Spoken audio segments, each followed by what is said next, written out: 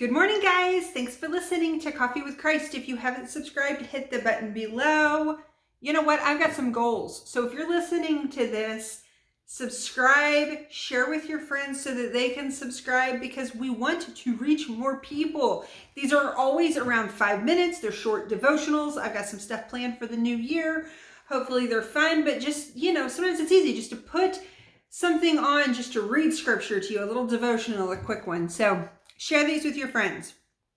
Okay, Mark 16 today. We want to talk about signs that follow believers. So if you're a believer in Jesus Christ and you are listening to this, these signs shall follow.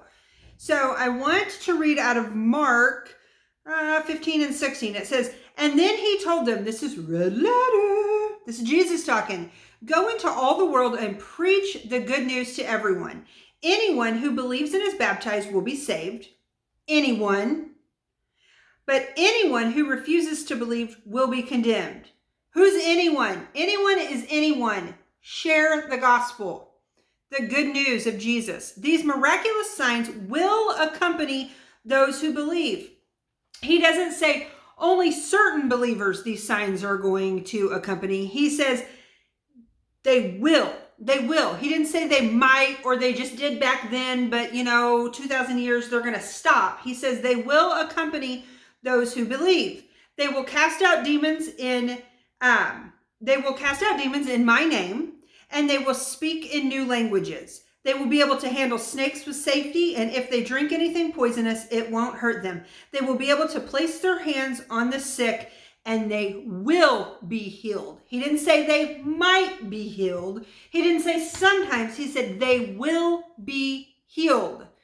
These are the signs that follow believers. Guys, there are so many churches that do not teach that.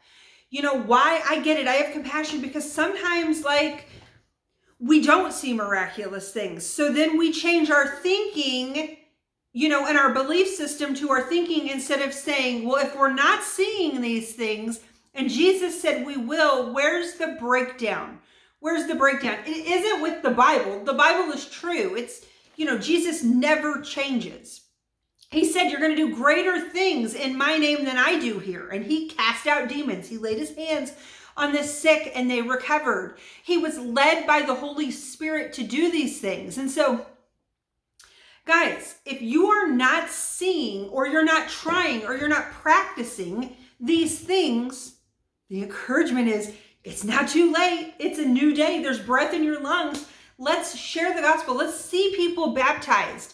Let's as a believer, let's pray for that sick person. Let's lay our hands on them and believe without a doubt that sickness is leaving their body and that they're being healed. Let's not be afraid of people who are demonically possessed and oppressed. Let's tell the demons to leave in the mighty name of Jesus. It's not in our power as believers. It's because we're filled with the greater one, and Jesus has given us his name to use. He has already defeated every work of the enemy. So as believers, we're just enacting that in this earth as we live in this tension of it's here, the kingdom of God is here, but not yet. It's here when we come on scene as believers and we're enacting it, and then not yet because Jesus isn't back yet. And we can all look around and be like, this is not it. This is not fully it. So be encouraged, go study, read this. This is not condemnation. This is like, oh no, this is to spur you on. What I do is I read it, I see it, and I'm not going to let go until I can do it, until I can see it in my own life. And that's what I want to encourage you on. I want you guys to have a great day, and I'll talk to you tomorrow.